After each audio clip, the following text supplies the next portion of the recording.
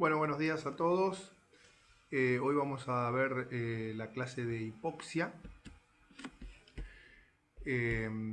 Soy el doctor Diego Adriano Nisic, jefe del Departamento de Docencia de INMAE, médico especialista en medicina aeronáutica y espacial. Y bueno, vamos a comenzar la clase. Bien, la hipoxia es un estado de deficiencia de oxígeno que puede causar trastornos funcionales. En términos aeroespaciales, se la define como una deficiencia de oxígeno que resulta en la reducción de la presión parcial de oxígeno en el aire inspirado a una determinada altitud. Bien, antes de introducirnos en el tema, vamos a recordar algunas cosas. En primer lugar, el por qué o el para qué respiramos, donde la finalidad es que esa molécula de glucosa, a través de la oxidación de su ruta metabólica, logre dar o logremos obtener en la respiración celular energía a través del ATP o el adenosín trifosfato. ¿Qué procesos van a llevar a que ocurra esto? Bueno, en primer lugar es el ingreso de oxígeno a través de la respiración. ¿Para qué? Para que conjuntamente con el ingreso de nutrientes a través de la alimentación, a nivel celular, obtengamos esa energía. Energía más moléculas de agua y moléculas de dióxido de carbono que van a ser eliminadas. El primer proceso metabólico en el cual ingresa la glucosa es la glucólisis, en donde esto se da netamente en el citoplasma de las células, en donde la glucólisis puede darse ya sea con o sin oxígeno, obteniéndose productos finales distintos, en donde cuando se da en presencia de oxígeno, esta glucólisis aeróbica de esa molécula de glucosa de 6 átomos de carbono va a dar dos compuestos de 3 átomos de carbono, que son el ácido pirúvico, que es el engranaje para que ingrese al siguiente proceso oxidativo cuando hay oxígeno, que es el ciclo de Krebs. Y cuando no tenemos oxígeno, esa glucosa va a dar dos moléculas de ácido láctico y el rendimiento energético en esta situación va a ser mucho menor que cuando ingresa al ciclo de Krebs. Es decir, vamos a tener menor cantidad de energía, sumado a que en esta glucólisis anaeróbica se van a empezar a producir compuestos que en mediano, largo o corto plazo, dependiendo de la base de la que arranquemos, van a llevar a agravar la situación, que es, por ejemplo, la acidificación del medio a través del ácido láctico. Esa acidificación va a hacer que nuestra curva de la saturación de la hemoglobina se corra, llevándonos cada vez a un circuito cíclico en el cual, de no disponer de oxígeno, esa célula colapsará metabólicamente hablando. Bien, el ciclo de Krebs es el siguiente proceso al cual se le continúa la glucólisis aeróbica, es decir, que siempre que haya oxígeno, esos ácidos pirúvicos van a poder ingresar al ciclo de Krebs, y al ingresar en este ciclo de los ácidos tricarboxílicos, fíjense en cómo, en primer lugar, vamos a obtener muchísima mayor cantidad de energía o de moléculas de ATP obtenidas. Y en segundo lugar, cómo empiezan a aparecer distintas interrelaciones con distintas, ya sea patologías o síntesis de compuestos necesarios. Y en donde me quiero detener es principalmente en el succinil-CoA, en donde ese compuesto es precursor de la síntesis de las cadenas de globina que van a producir la hemoglobina. Bien, siguiendo con este ciclo, todos los compuestos que tienen alta energía tanto de la glucólisis o de este ciclo, que no son moléculas de ATP, van a ingresar a lo que se conoce como la cadena de transporte de electrones y la fosforilación oxidativa, que no es nada más ni nada menos que una turbina, si se quiere decir, en la cual van a pasar los protones o electrones hacia un lado, generando de esta forma enlaces de alta energía y obteniéndose así moléculas de ATP. Bien, también vamos a repasar cómo llega el oxígeno. El oxígeno a nuestro organismo llega a través de las vías superiores para luego ingresar a las vías inferiores, en donde a nivel del alveolo se va a realizar la hematosis. Un dato que tenemos que tener en cuenta acá es que en las vías aéreas superiores, precisamente en la nariz, lo que ocurre es que esa mezcla gaseosa del aire inspirado, del oxígeno inspirado de la atmósfera, ingresa en la nariz, se purifica, se lo lleva a temperatura acorde al cuerpo y además se le empieza a agregar vapor de agua. Por eso cuando uno mide la fracción inspirada de oxígeno que ingresa por nariz y la compara quizás con la fracción de oxígeno que hay a lo mejor dentro de nuestra tráquea o de nuestras carinas, van a ver que a nivel de tráquea y carina es mucho menor la presión de oxígeno que la que tenemos en nuestra nariz. ¿Esto es por qué? Porque se empieza a agregar vapor de agua y recuerden que por la ley de Dalton, la suma de las presiones parciales de cada uno de los compuestos que forman una mezcla gaseosa hacen a la presión total y nosotros siempre vamos a tener una presión total y acá se agregó vapor de agua y lo que disminuye es la presión de oxígeno. Bien, este es un esquema que representa la hematosis medida en función de los volúmenes que se mueven dentro de nuestra vía aérea. Fíjense en que nuestro volumen Tyndall o volumen corriente, que es la cantidad en mililitros que ingresa a través de nuestro sistema respiratorio, es alrededor de 500 mililitros. Si yo a eso lo afecto por la frecuencia respiratoria, es decir, por cuántas veces estoy metiendo este volumen Tyndall, fíjense en que por minuto vamos a tener una ventilación total de 7500 mililitros minuto. Ahora bien, si yo voy al alveolo, que es el lugar preciso en donde se realiza la hematosis, en donde el oxígeno va a pasar a la sangre y el dióxido de carbono va a difundir hacia el alveolo desde la sangre, vamos a ver que tenemos una ventilación alveolar de 5250 mililitros por minuto. ¿Y por qué es menor?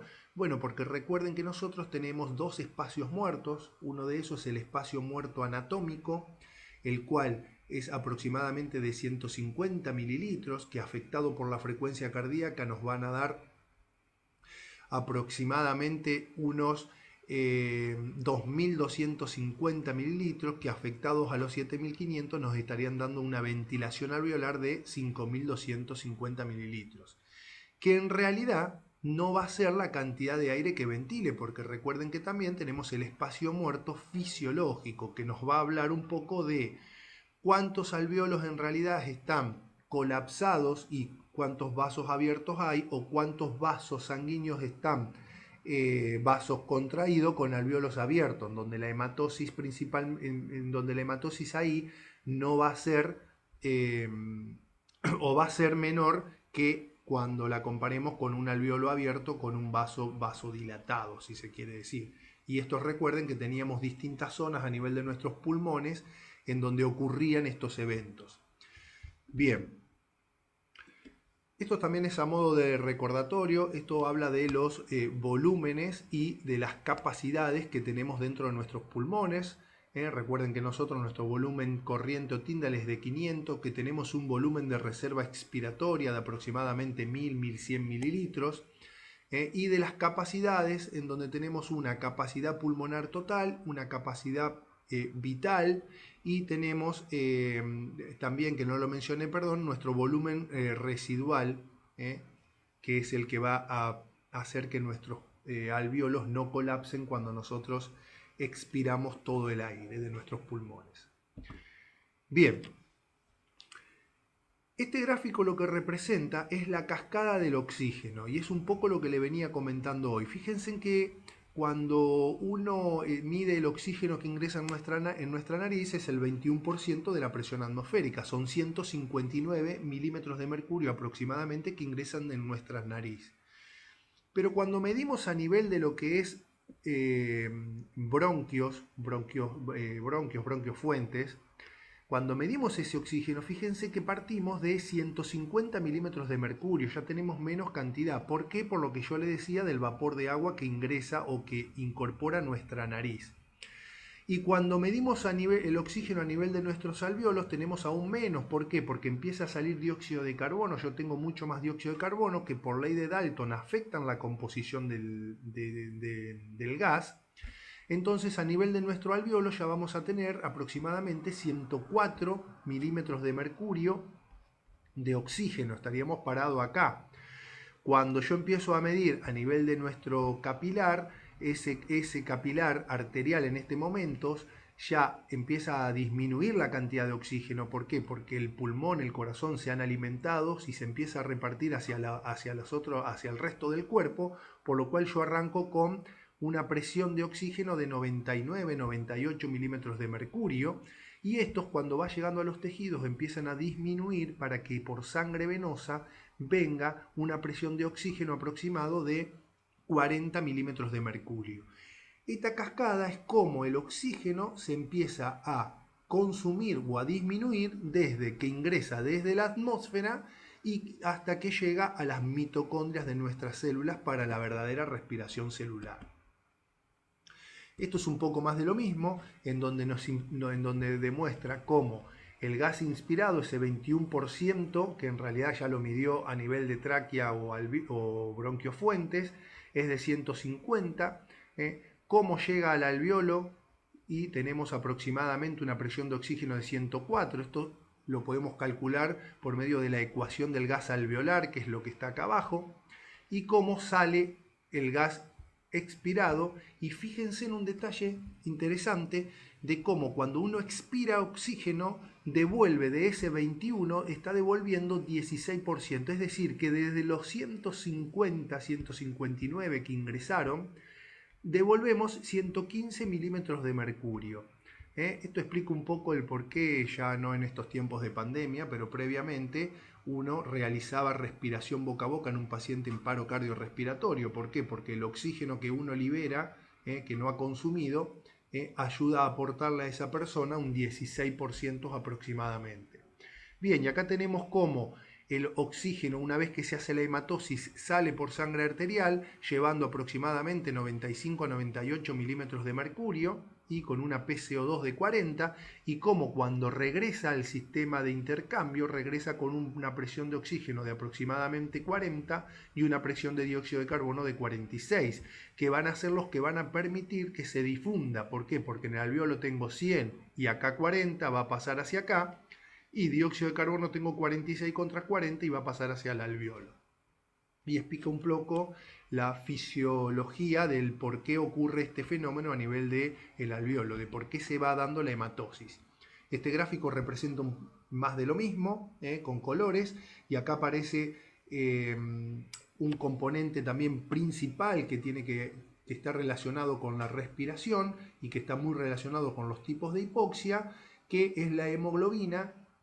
Y más allá de la hemoglobina, fíjense en que también el oxígeno libre, que es el que realmente empuja para contrarrestar lo que está pasando desde el alveolo. Bien, más de lo mismo, fíjense, más representado, quédense con estos valores principalmente para tener en cuenta y que se nos aclaren algunas cosas que vamos a ir viendo posteriormente a medida avancemos en la clase. Bien, esto es a modo de recordar la composición del gas atmosférico, del gas que nosotros respiramos. Recuerden que estaba formado por un 78% de nitrógeno, un 21% de oxígeno. Eso cuando nosotros lo transformamos en milímetros de mercurio en virtud de la presión atmosférica del aire acá en tierra, que es 760, van a equivaler cada uno a 597 y 159 milímetros de mercurio. Y si dosamos o medimos o calculamos la composición de nuestro gas alveolar, fíjense que el oxígeno, para una oxigenación del 21% a una presión atmosférica de 760, cuando yo calculo la composición mía del gas alveolar, tengo 104 milímetros de mercurio dentro de mi alveolo. Esta gráfica ya la habrán visto en alguna otra clase, representa cómo a medida que ganamos altura empieza a disminuir la presión atmosférica y con eso empieza a disminuir la presión de oxígeno inspirado. ¿Por qué? Porque esto también ya lo dijimos. ¿Por qué? Porque cuando yo estoy a nivel del mar o a nivel acá a 760 milímetros de mercurio, mi oxígeno está mucho más comprimido. Al estar a mayor presión ocupa un menor volumen, entonces estas moléculas de oxígeno las tengo mucho más disponibles para que ingresen en cada inspiración. Ahora, cuando yo estoy parado acá a 5.300 metros de altura, tengo hipobaria, tengo menor presión atmosférica. Entonces, al tener menor presión, las moléculas de oxígeno se están ocupando un mayor volumen. Y cuando yo inspiro, mi volumen Tyndall no deja de ser 500. Lo puedo aumentar por una inspiración profunda. Pero cuando yo inspiro voy a meter muchas menos moléculas de oxígeno que acá abajo. Y acá es como empieza a explicarse el porqué de la hipoxia hipobárica, el porqué de la hipoxia de la altura. Bien, esta gráfica nos representa cómo nosotros a nivel del mar azul y, y cómo va disminuyendo, perdón, a medida que ganamos altura, esa presión tanto inspirada por nosotros como la presión dentro del alveolo. Y recuerden que habíamos hablado y que lo repetimos un montón de veces del punto límite de las operaciones aéreas sin oxígeno suplementario o sin cabina presurizada, que era 3.000 metros.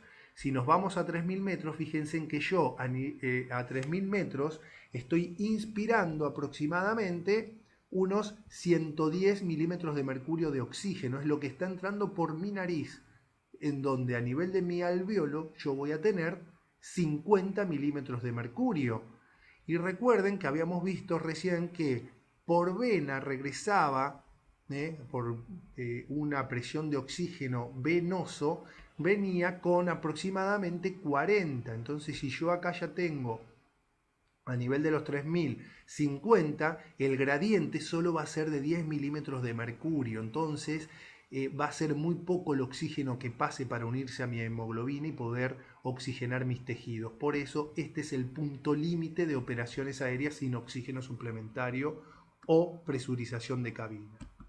Bien, esto representa un poco lo que les decía recién. Fíjense en cómo a 10.000 pies de altura o 3.000 metros, punto límite, mi alveolo tiene una presión aproximada de 60 y mi sangre venosa trae aproximadamente 31, en este caso representado, milímetros de mercurio. Entonces el gradiente que yo tengo alveolo capilar para que se vaya en arteria es muy bajo, es 29 milímetros de mercurio. Entonces la presión arterial la presión de oxígeno, perdón, a nivel de mi arteria es una presión de oxígeno de 60. Y recuerden que con una presión de oxígeno menor de 60, nosotros hacemos o definimos a un paciente como que está en una insuficiencia respiratoria. Entonces, tengamos en cuenta eso. Para esto equivale a una saturación del 87%. Acá los valores están mucho más bajos porque en este esquema representativo sería lo ideal, pero acá esta curva de saturación de la hemoglobina no estaría afectada por ejemplo, la acidosis que tendría este medio. ¿Por qué? Por la mayor cantidad de producción de ácido láctico que correría la curva de mi hemoglobina, no contempla el efecto Bohr, no contempla un montón de otras cosas, pero para que a ustedes les quede claro el por qué, ese es el punto límite de las operaciones sin oxígeno. Miren, este es un estudio muy interesante que encontré de Humphrey and colaboradores, que eran anestesistas, hecho en el 2005, es un estudio bastante viejo, pero no por eso poco interesante. ¿Qué hicieron estos tipos? Midieron la saturación de oxígeno en porcentaje, es decir, con un saturómetro, y lo midieron a nivel del mar, en una población a nivel del mar, y en esa misma población cuando subían arriba de un avión con cabina presurizada. Y miren lo que encontraron, ¿no? Encontraron que a nivel del mar, el promedio o la media a nivel del mar rondaba en una saturación que, fíjense, en si esto es 90, estaríamos en los 97-98% la media. Y cuando iban dentro de un avión con cabina presurizada, fíjense en que estaban rondando los 91% de saturación. Esto para que nos quede bien en claro que nosotros, por más de que vamos dentro de una cabina presurizada de un avión, tenemos un cierto déficit de oxígeno. Y esto ya lo escucharon, ya se los dije varias veces y lo voy a repetir todas las veces que haga falta. ¿Por qué? Porque esto a nosotros quizás no nos afecte, pero recuerden que nosotros vamos a llevar pacientes que van con una patología, que tienen algo, y no le quiero agregar algo más que que los descompense. Entonces, esto es lo que quiero que se lleven y que tengamos en cuenta.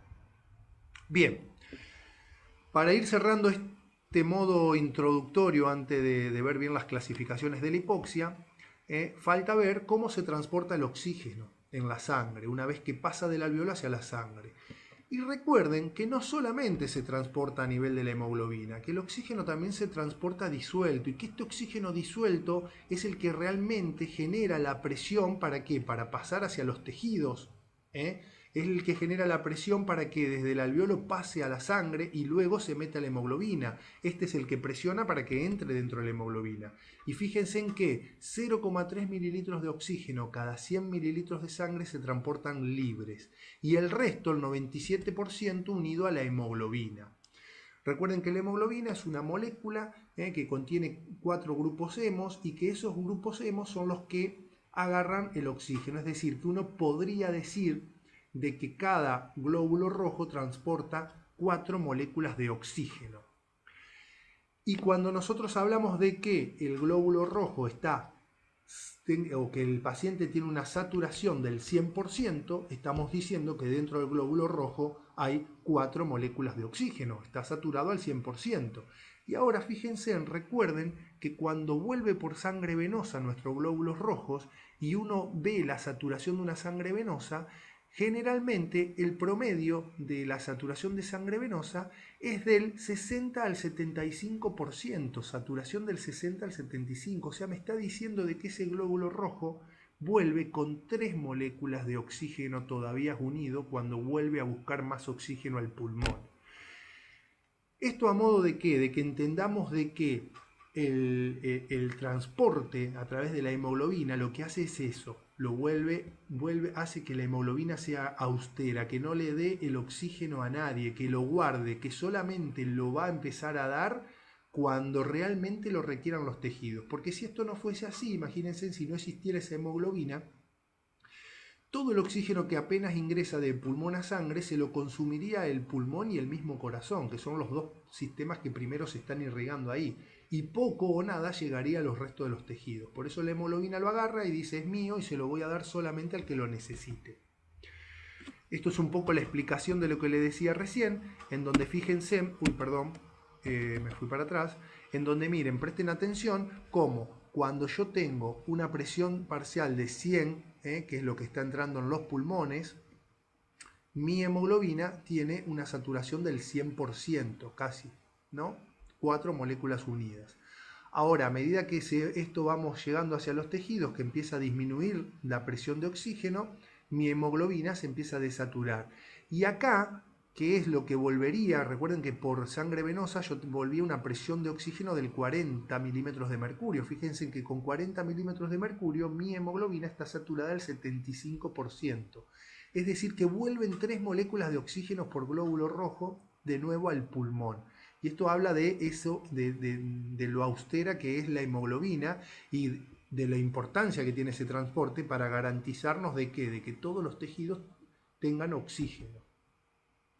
Bien, esta curva de la hemoglobina o esta asociación del oxígeno a la hemoglobina y disociación está influenciada por factores, ustedes recordarán, cómo influyen el dióxido de carbono, cómo influye el pH, la temperatura y cómo influye el 2,3-fosfoglicerato, corriendo esta curva de la hemoglobina hacia un lado o hacia el otro en virtud aumente o disminuya el pH, aumente o disminuya la temperatura. Un ejemplo, por ejemplo, valga la redundancia, es cuando nosotros salimos a correr, uno sale a correr, empieza a consumir mucho más oxígeno. ¿Por qué? Porque los músculos están hiperactivos. Estos músculos, al consumir mucho más oxígeno, además empiezan a producir productos metabólicos de cierta anaerobiosis, porque hasta que nosotros logramos compensar respiratoriamente la actividad física se produce, esto acidifica el medio, empezamos a hacer que la curva de la hemoglobina, por la acidificación del medio, por la elevación de la temperatura que se produce por el accionar de los músculos, por el aumento del dióxido de carbono, por mayor metabolismo, corran esa curva de la hemoglobina hacia hacia el lado hacia el lado del mayor consumo pulmonar. Entonces ustedes fíjense en que yo con una presión de oxígeno de 60, en donde antes yo tenía una saturación del 90, corriendo esa curva de la hemoglobina, ahora con una presión del 60 yo tengo saturaciones más bajas. Es decir, esto lo tenemos que ver al revés. Yo voy a tener una saturación ahora de 80, perdón, y esta saturación de 80 lo que me va a dar va a ser, acá, una saturación de 80, lo que me va a dar es que con una curva normal que no se ha corrido, yo tenía una presión de oxígeno en mi sangre de 45, 50. Y ahora, corriendo esa curva, se adapta al organismo y lo que hace es que con esa misma saturación ahora yo tengo una presión de 60 aproximadamente, es decir, logro no entrar en una insuficiencia respiratoria porque la hemoglobina tiene esa habilidad de adaptarse en virtud de lo que el medio le va diciendo. Bien, eso es lo que se conoce un poco como el efecto Bohr, en donde como la afinidad de la hemoglobina disminuye cuando el pH es bajo. Al disminuir la afinidad de la hemoglobina por el oxígeno, libera más oxígeno, entonces los tejidos que están más hipermetabólicos por estar haciendo en este caso una actividad física, tienen más disponible este oxígeno. Bien, hasta acá un poco la introducción y de recordar, y la verdad que sí, que esto es un poco un infierno recordarlo, pero es necesario para comprender algunas cosas. Bien, ¿qué tipos de hipoxias existen? Bueno, tenemos 4 tipos de hipoxia. La primera es la hipoxia hipóxica, la hipoxia hipovárica, la hipoxia de la altura, en donde fíjense, a mis pulmones está llegando muy poco oxígeno, por lo cual mis transportadores van a transportar poco oxígeno y por los cuales mis tejidos van a tener poco oxígeno. Otro tipo de hipoxia es la hipoxia hipémica, ¿sí? O la hipoxia hipoxémica, o también conocida como hipoxia anémica. Y fíjense en que acá yo tengo que en mis pulmones yo tengo buena cantidad de oxígeno, está llegando bien. Mis transportadores están todos saturados al 100% con oxígeno, pero el problema es que son pocos. Me faltan transportadores, me falta hemoglobina, me falta masa de glóbulos rojos. Entonces a mis tejidos llega poca cantidad de oxígeno. Bien, otro ejemplo es la hipoxia por estancamiento. La hipoxia por estancamiento, yo tengo que a mis pulmones llega bien el oxígeno, mis transportadores los tengo bien, es más, los tengo más amontonados que lo normal, llenos de oxígenos, pero no llegan porque están estancados, porque están trabados. Interpretémoslo a grandes rasgos, por ejemplo, una trombosis, y llevémoslo al ámbito aeronáutico. Esto ocurre mucho cuando los pilotos empiezan a implementar grandes fuerzas gravitacionales, grandes fuerzas G. Se produce hipoxia por estancamiento, porque la sangre queda estancada, por ejemplo, todas las piernas y no llega nada al cerebro, entonces se ocurre una hipoxia que seguramente va a llevar a que ese piloto colapse si no toma las maniobras necesarias. Y el cuarto tipo de hipoxia es la hipoxia histotóxica, en donde el ejemplo típico de esta hipoxia es la intoxicación con cianuro, en donde fíjense en que yo a nivel de mi pulmón tengo una gran cantidad de oxígeno, a nivel de mis transportadores, los cuales están en cantidad normal, los tengo totalmente saturados de oxígeno, y a nivel de mis tejidos, tengo una gran cantidad de oxígeno también. ¿Y por qué se produce la hipoxia? ¿Por qué? Porque recuerden que el cianuro lo que hace es un inhibidor de la cadena de transporte de electrones a nivel celular, entonces lo que no se puede hacer acá es la respiración celular. Es más, cuando uno ingresa a algún paciente a su shock room con alguna sospecha de intoxicación por cianuro, uno lo puede diagnosticar rápidamente. ¿Por qué? Porque saca una sangre, una muestra venosa y una muestra arterial, y van a ver que la saturación de la hemoglobina es prácticamente la misma. Entonces eso hace que rápidamente pensemos que es una intoxicación por cianuro y tomemos o realicemos el tratamiento más acorde. Bien. Y nos queda ver qué es lo que pasa con la intoxicación con monóxido de carbono. La intoxicación con monóxido de carbono se comporta como una hipoxia hipémica, hipoxémica o anémica. ¿Y por qué? Porque recuerden que el monóxido de carbono ingresa al glóbulo rojo que viene por sangre venosa, que viene con 3 moléculas de oxígeno, porque viene 75% saturado, e ingresa ahí, ingresa mucho más rápido que el otro oxígeno. ¿Por qué? Porque es unas 220, 240 veces más afín por la hemoglobina que el oxígeno. Y cuando ingresa, ¿qué es lo que hace? Ingresa y lo que hace es aumenta la afinidad de la hemoglobina por el oxígeno que ya está dentro de la hemoglobina. Entonces esa hemoglobina, cuando da toda la vuelta, no puede liberar el oxígeno que tiene. Y es aquí el problema. Por eso se comporta como una hipoxia hipémica o anémica. Bien, ¿qué factores influyen en la hipoxia? Cuando uno ya está volando, cuando uno ya está haciendo esta actividad, ¿cuáles son los factores? Bueno, los factores que influyen son la altitud, la temperatura, la razón de ascenso y o descenso, tiempo de exposición, estado físico, actividad física, factores psicológicos y tolerancia individual. Bueno, la altitud ya lo vimos, uno mientras más alto vuela, más hipobaria hay, menos oxígeno hay. ¿Por qué? Menos presión parcial. La temperatura, bueno, la temperatura, recuerden de lo que les decía de cómo afecta la temperatura al metabolismo de la curva de la hemoglobina. A mayor temperatura vamos a tener mayor liberación de oxígeno, a menor temperatura menor. ¿Por qué? Porque el metabolismo está aumentado a mayor temperatura y el metabolismo está disminuido a menor temperatura.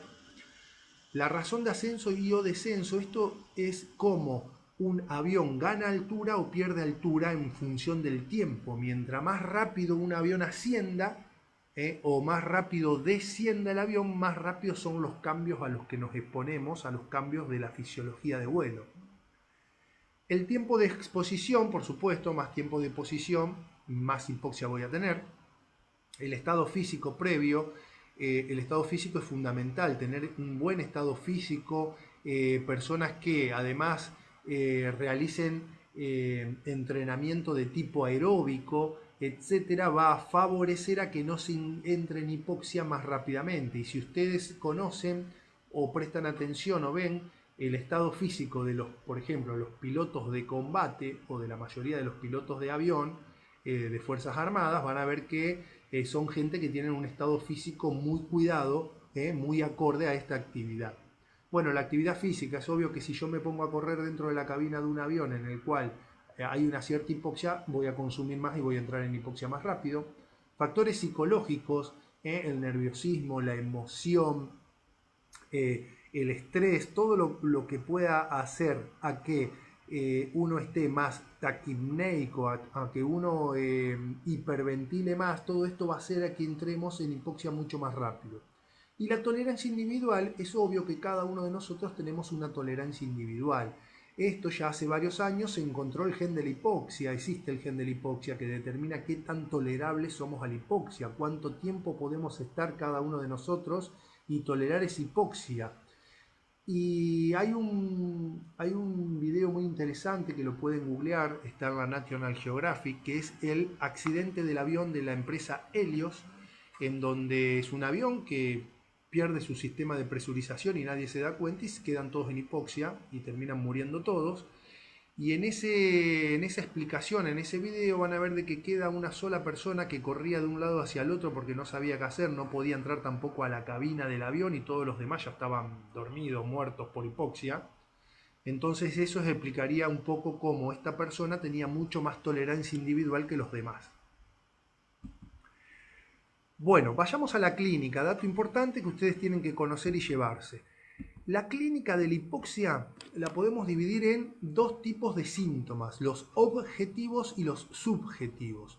Los objetivos pueden no ser percibidos por la persona que está sufriendo hipoxia, pero sí por un observador, por eso son objetivos, son los que objetiviza a otra persona.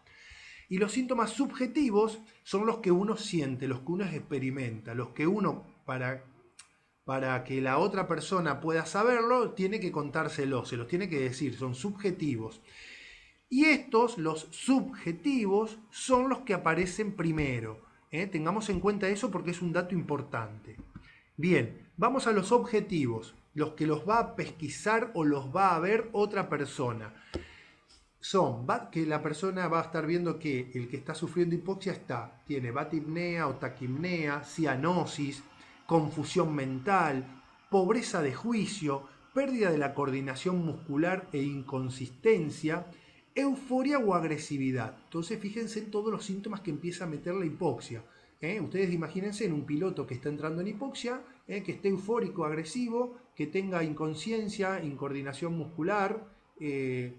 Estamos en el horno porque nosotros vamos arriba de esa aeronave con nuestro paciente. Bien, y dentro de los síntomas subjetivos, primeros síntomas que aparecen, tenemos disnea, o sea, sensación de falta de aire, sensación de ansiedad, dolor de cabeza, mareo, fatiga, náuseas, sensación de ondas de frío y calor. Esto es muy común, los famosos o bochornos. Visión borrosa, visión de túnel y pérdida de la sensibilidad. Lo primero que aparece en hipoxia es la pérdida de la visión nocturna. Eso está ya documentado. ¿Qué significa esto o por qué primero se pierde la visión nocturna? ¿Por qué? Porque cuando uno ve la fisiología del ojo, de los conos y los bastones, recuerden que con los conos vemos de noche, por así decirlo, los conos están mucho menos irrigados, perdón, los bastones, con los bastones se ve de noche, los bastones están mucho menos irrigados que los conos, por eso son los primeros en alterarse y por eso cuando uno entra en hipoxia lo primero que empieza a perder es la visión nocturna. Bien, esto es un trabajo de investigación que hicimos nosotros acá en nuestro instituto, en donde el objetivo general fue determinar la tolerancia a la hipoxia hipovárica a un grupo de pilotos de avión. Se trabajó con una muestra de 236 pilotos. Los objetivos específicos era determinar los principales síntomas de la hipoxia en pilotos de avión sometidos a prueba de hipoxia, entre otras cosas como determinar el tiempo útil de conciencia, relacionarlos con la edad y relacionarlos con el índice de masa corporal. Lo que nos interesa que les quiero mostrar es esto, lo de los principales síntomas, y fíjense en que en esos 236 pilotos los principales síntomas fueron el calor, esto que yo le decía de los bochornos, principalmente en la cara, parestesias, vértigo, disnea, alteración de la visión. Acá estamos hablando no de visión nocturna, sino de visión completa, digamos. Palpitaciones, sudoración, temblor, cianosis, dolor de cabeza y alteraciones cognitivas. En resumen, fíjense en que en estos 236 pilotos, la principal sintomatología fue bochornos, calor en cara principalmente, parestesias, vértigo, disnea, alteración de la visión, sudoración, temblor, alteraciones cognitivas y cianosis. Bien, lo que me interesa es que sepan que los síntomas son objetivizables por un lado y los no objetivizables o subjetivos por otros, y que los subjetivos aparecen primeros. Ahora más adelante les vamos a contar cómo nosotros pesquisamos o dosamos todo esto. Veamos las etapas de la hipoxia. La hipoxia tiene distintas etapas. Tiene una etapa indiferente, una etapa de compensación, una etapa de alteraciones y una etapa crítica. Fíjense, esto también es en un trabajo que hicimos nosotros, en donde se vio que cómo varía todo, cómo variaba la altura, la presión de oxígeno y la saturación de oxígeno. En la etapa indiferente solo se afectaba la visión, lo que yo le decía, lo primero era la visión nocturna principalmente, esta se dio hasta los 3.000 metros de altura, punto de corte, y fíjense en que estas personas saturaban entre 90 y 95%, y la persona estaba como si nada. Son personas que nosotros utilizamos, son personas que eran aptas para volar, tenían la aptitud para poder hacer actividad de vuelo. Entonces ellos nada, sus sistemas compensaban, por así decirlo bien, es decir, a esta altura mi sistema cardiológico y mi sistema respiratorio, por medio de taquicardia, taquipnea, compensaban bien esa pequeña falta de oxígeno. La segunda etapa es la de compensación. El organismo lo compensa siempre y cuando uno tenga un buen estado de salud y no se exponga a actividad física dentro del lugar donde está sufriendo la hipoxia. Y esta etapa era de 3.000 a 4.500 metros. Pero fíjense que ya superando estos 3.000 metros, la saturación de estas personas podía llegar hasta 80. Entonces, creo que con una saturación de 80 en un paciente que nosotros tengamos dentro de nuestros hospitales o clínicas donde trabajemos, nos asustamos, ¿no? Bien, luego viene la etapa de las alteraciones. La etapa de las alteraciones ya la deuda de oxígeno comienza a ser grande, por lo cual aparece la fatiga, la laxitud, cefalea, euforia y o depresión. Esto se da, ¿por qué remarco euforia y depresión? Porque vuelvo a decir, imagínense en un piloto que pasó de esta pequeña compensación a las alteraciones, que está fatigado, que está eufórico o que tiene depresión, y no sé qué va a hacer con ese avión. Entonces fíjense en cómo acá la saturación a esta altura, que iba de 4.000 a 6.000 metros, es de 50% aproximadamente. Y la crítica es que cuando ya ocurre, a raíz de esta gran deuda de oxígeno, ocurre la pérdida de conciencia. Y esto se da desde los 6.000 metros en adelante.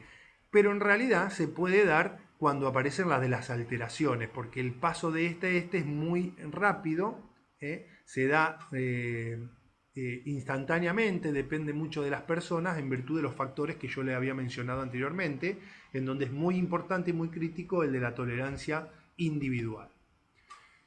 Esto es una curva de saturación de la hemoglobina en función de las zonas estas que yo le decía o etapas de la hipoxia. Fíjense en cómo a nivel del mar, más o menos, hasta los 1.500 metros de altura es lo que consideramos una zona indiferente, que podría ser o se podría extender hasta los 3.000 metros de altura si uno quiere. Luego viene la zona de compensación completa, la de incompleta y la zona crítica. Y esto es lo que estaría ocurriendo con la presión parcial de oxígeno en virtud de la curva de hemoglobina, en donde tenemos las saturaciones que yo le decía. Esto es un poquito más de lo mismo, fíjense en cómo las distintas etapas en función de la altitud, acá la está midiendo en pies, y cómo está la saturación de oxígeno en cada una de ellas y qué síntomas son los que empiezan a aparecer, en donde lo primero, como dijimos, es la disminución de la visión nocturna, luego viene la somnolencia, la alteración del juicio, la disminución de la eficiencia, luego, fíjense, encima de los 10.000 pies.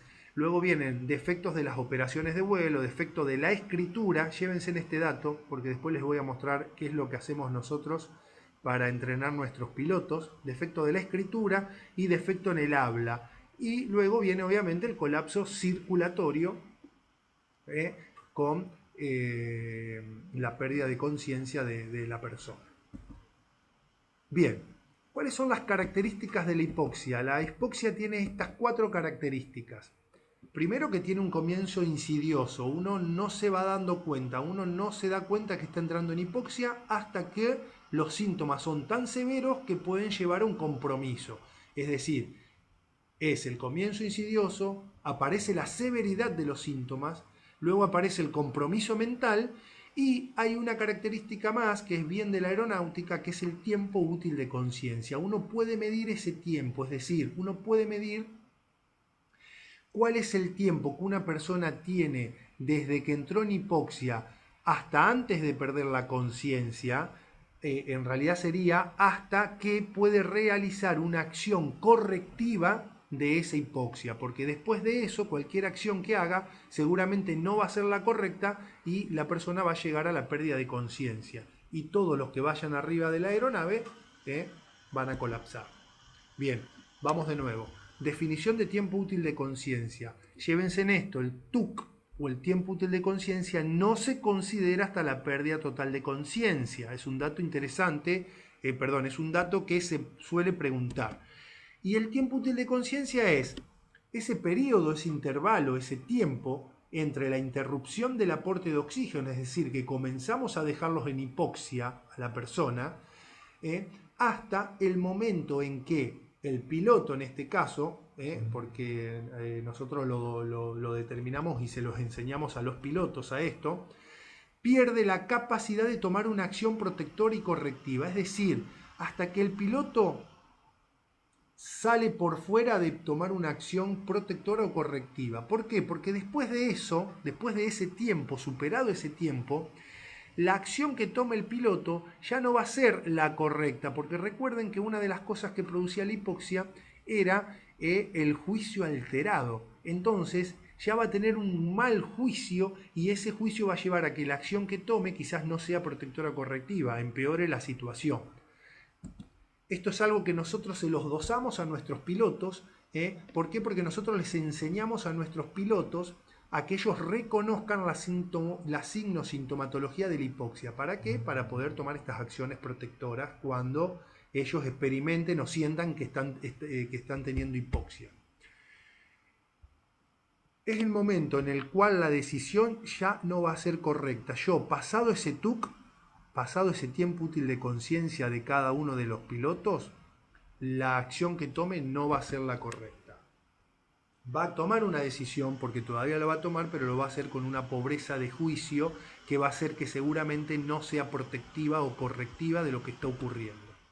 Bien, y fíjense, esto también es un trabajo que hicimos nosotros, en donde medimos el tiempo útil de conciencia en función de la altura a la cual se encontraba el piloto en ese momento. Fíjense, recuerden la conversión de pies a metros, recuerden que dividimos 3 y nos da más o menos los metros, 6.000 metros estaríamos acá, 18.000 pies, tenemos un tiempo útil de conciencia que ronda los 20 a 30 minutos, es decir, que el piloto cuando entra o supera, cuando entra en hipoxia va a tener 20 a 30 minutos en esta altitud para tomar una acción correcta y poder tomar esa acción preventiva de algún incidente o accidente. Pero recuerden una cosa, que los pilotos de aerolíneas, los aviones, de aerolíneas, yo les dije previamente en otras clases que vuelan aproximadamente a 34.000, 36.000 pies, pongamos 35.000 pies. Fíjense si ese avión pierde su presurización de cabina a 35.000 pies, el piloto va a entrar en hipoxia y va a tener entre 30 y 60 segundos para tomar una acción correcta. Todo lo que tome por después de los 30 o los 60 segundos seguramente no va a ser una acción correcta y eso va a llevar a un accidente o incidente aéreo. Por eso la importancia del entrenamiento de la hipoxia y que todos, no solamente los pilotos, sino todos los que formamos parte de una tripulación, sepamos reconocer la signo-sintomatología de la hipoxia en cada uno de nosotros.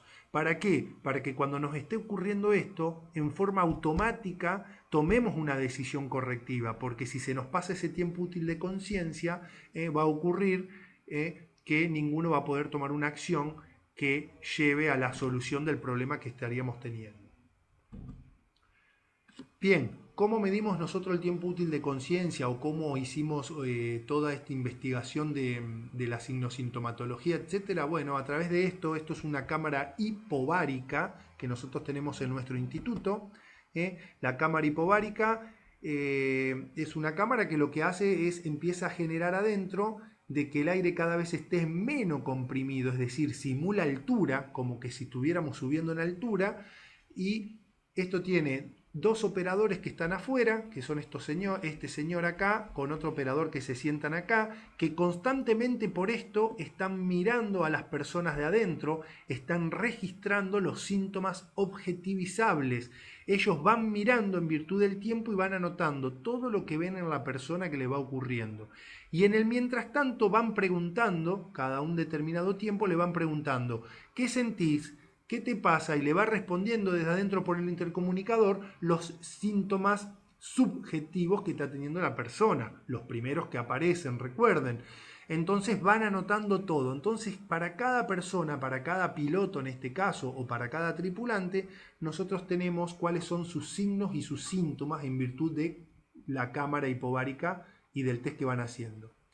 Adentro hay un médico, generalmente estamos nosotros, adentro, donde tenemos control de la saturación de oxígeno, la frecuencia cardíaca, frecuencia respiratoria, tenemos monitoreo cardíaco, vamos pesquisando todos y somos los que conectamos y desconectamos del oxígeno al piloto que va adentro o al tripulante que va adentro, el cual va con su máscara de oxígeno.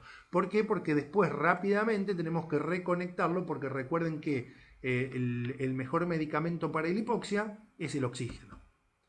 Esto es una imagen de cómo se ve adentro. Fíjense, estos son pilotos, cada uno con su máscara de vuelo, con su máscara conectada al oxígeno. Este es un saturómetro que está por dentro, más para acá están todos los monitores multiparamétricos. La prueba se va haciendo de a uno por vez, es decir, los demás, entran 6 más el médico, de esos 6 se va desconectando de a uno, y de a uno se va haciendo la prueba y se va registrando.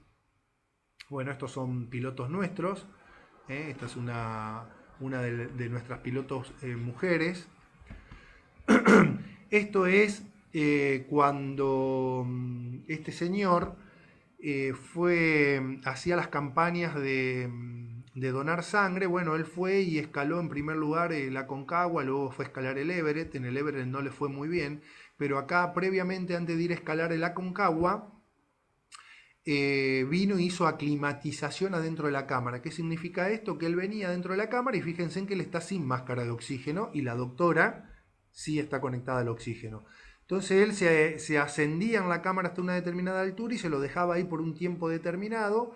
¿Para qué? Para con el tiempo generar mayor masa de glóbulos rojos, y estar mucho más adaptados para poder ir a hacer bueno, la cima de la Aconcagua en este caso.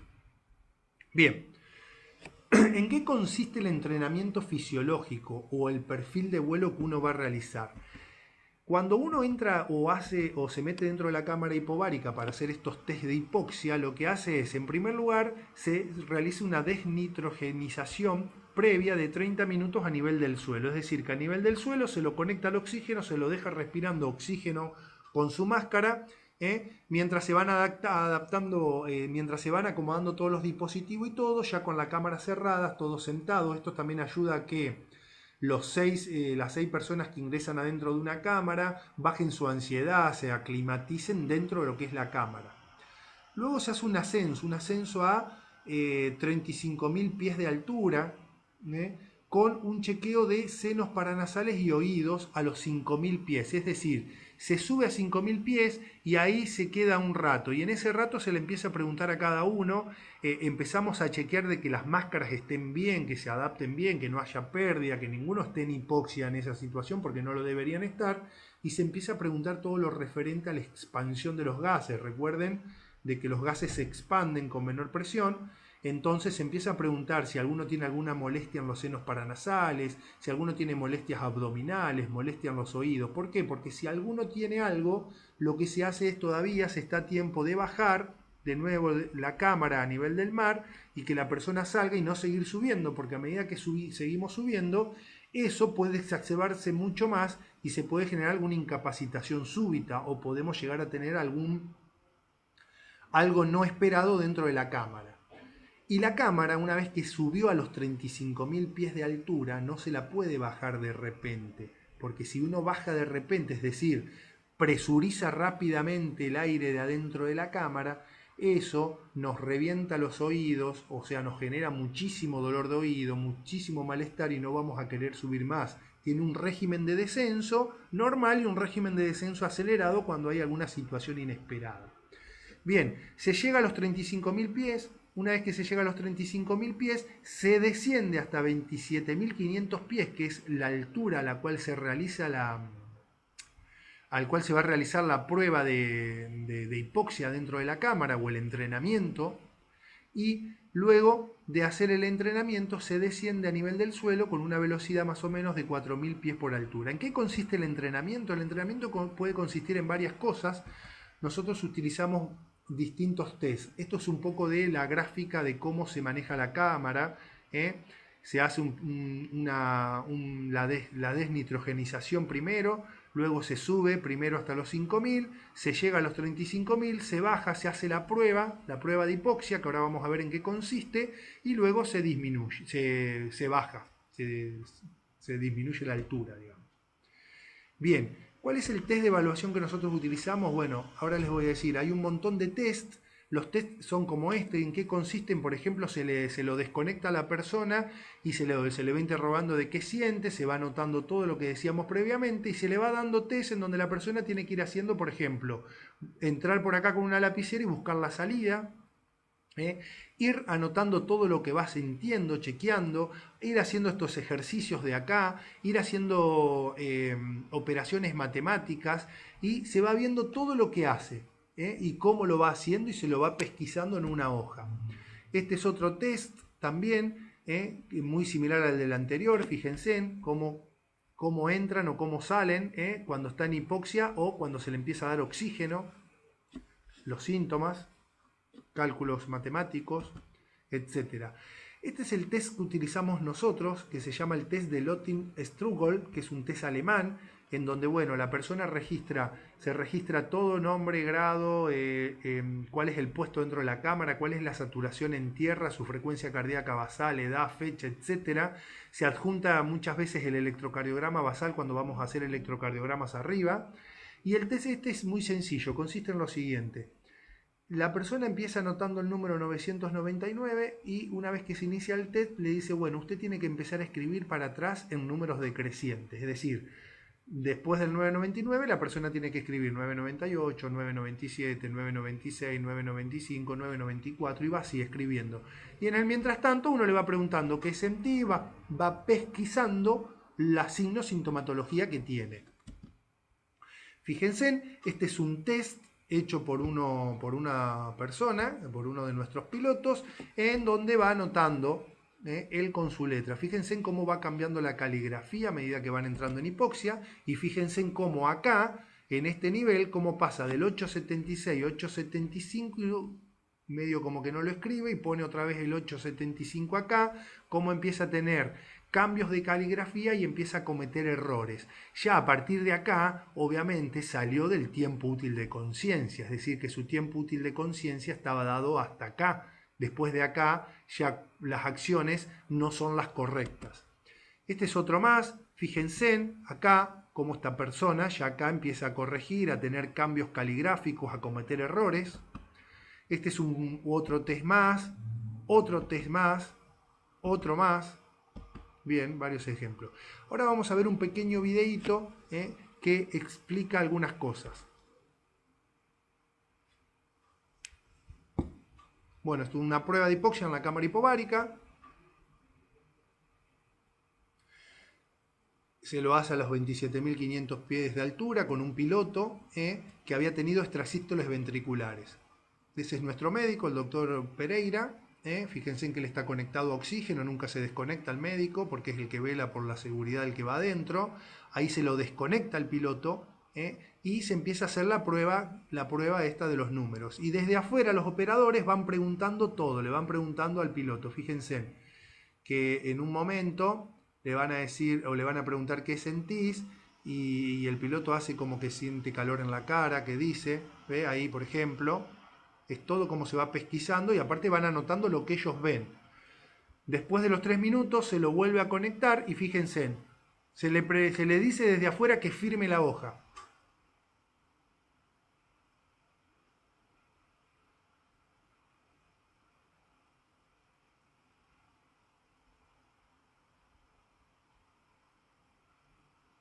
Recién a los 14 segundos hizo la orden, cumplió la orden que se le da desde afuera.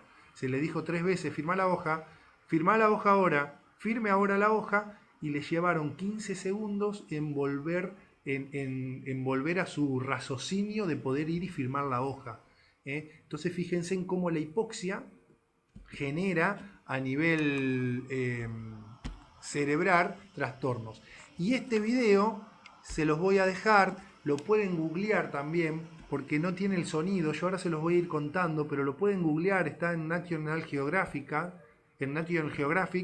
es un video de cómo hacen hipoxia o cómo experimentan la hipoxia. Fíjense.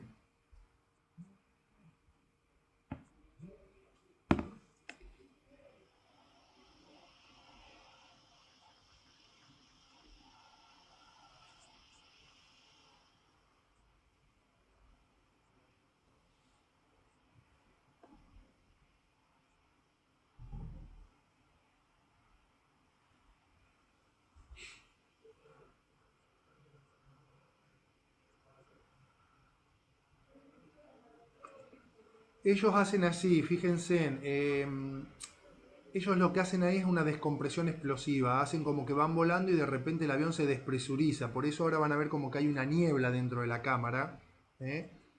En donde van a ver que hay una niebla y a partir de ahí empieza a estar el piloto o empieza a estar la tripulación prácticamente en hipoxia. Fíjense en que el piloto se sacó la máscara, pero el médico, el fisiólogo, nunca se la saca.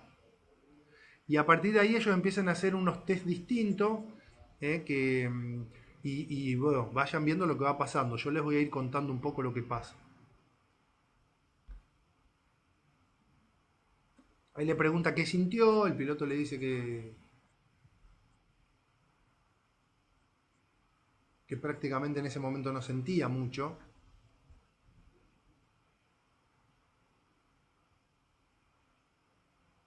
Ahí le hace una suma matemática, el piloto la responde bien.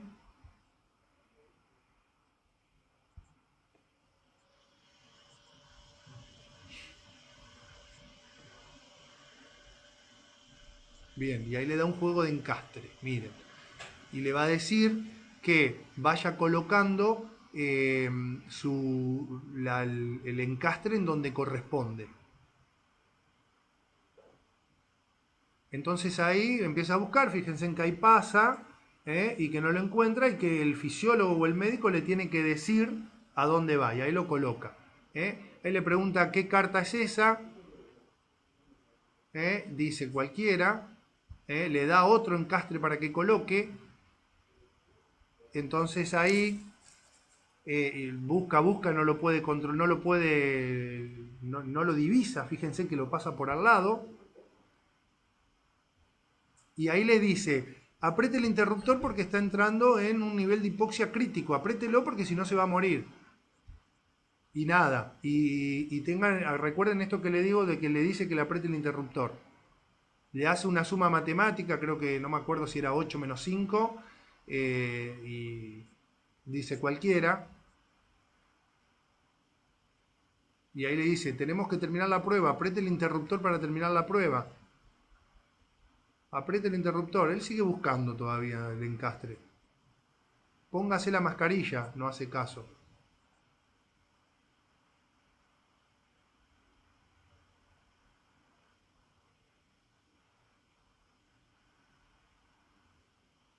Bueno, y ahí el médico, obviamente, porque ya están dando en niveles críticos, le coloca la mascarilla con oxígeno al 100% para recuperarlo. Y préstenle la atención, ¿eh?